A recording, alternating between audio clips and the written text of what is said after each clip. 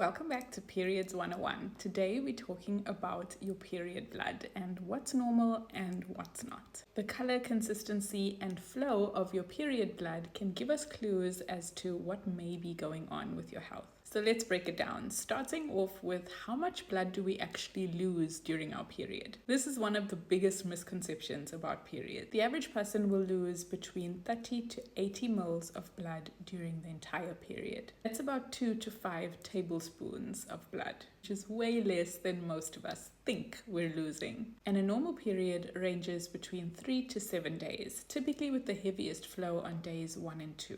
Now, if you are soaking your pad, your tampon, your period panties every hour for several hours, then this is considered heavy bleeding. Some other signs that you're losing too much blood are if you have to double up on your period products. So if you have to wear a tampon with a pad or a menstrual cup with a period panty. Doubling up on period products is a sign that your period is too heavy. If your period is resulting in anemia, then that's also a sign that you're losing too much blood. A period that lasts for more than 7 days is also considered menorrhagia or heavy bleeding. And what about clots? Small clots in your period blood can be normal. Remember we said that your period blood is not just blood. It's a combination of mucus, blood, and the lining of the uterus. And so it won't be pure liquid. You may get some thicker, chunkier bits. But clots larger than 2.5 centimeters are considered too big. Large clots may be a sign of very heavy bleeding and may be associated with conditions such as fibroids, endometriosis, PCOS, and blood clotting disorders, as well as thyroid disease. The color of your period blood may also change. Bright red blood is usually a sign of healthy bleeding, and typically this is seen on the first few days of your period. Dark red blood or brown blood are usually a sign that the blood has taken a little bit longer to come out.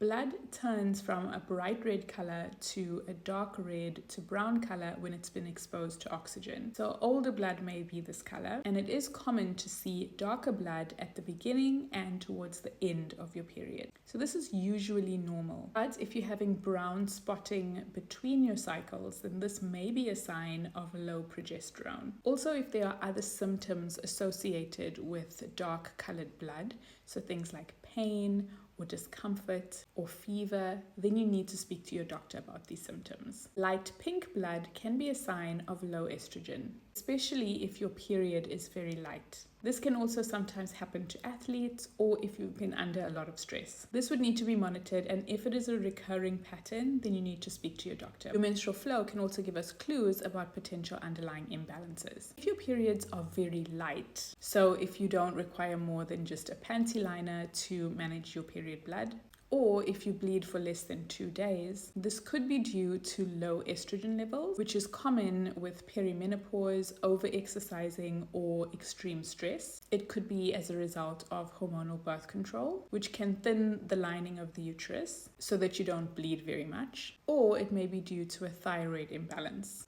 A missed period is known as amenorrhea. And if you miss 3 periods in a row, then this may be due to polycystic ovarian syndrome or PCOS, extreme stress or sudden changes in your weight, excessive exercise, which is very common in athletes, or pregnancy. If it applies, it's worthwhile doing a test. Heavy periods are known as menorrhagia, and if you have heavy periods, this could be due to fibroids or endometriosis or an imbalance in your estrogen or progesterone levels, so either estrogen too high or progesterone too low. Or it may be due to an iron deficiency. This is a weird one because heavy periods can cause an iron deficiency, but the reverse is also true. If you are iron deficient, it may actually cause you to have heavier periods. So you can see that your period can give us some incredible insights into your general health. So we leave it here for now. In future lessons, we'll go through what some of the underlying causes of these conditions may be and some other symptoms associated with these hormone imbalances and what we can begin to do to make positive changes and improve our symptoms naturally. So don't forget to like this post to let me know that you're enjoying this series, and share the series with at least one person who you think it can help. Don't forget, Periods 101 is about extending the conversation and normalizing and celebrating periods. So let's make sure that nobody gets left behind.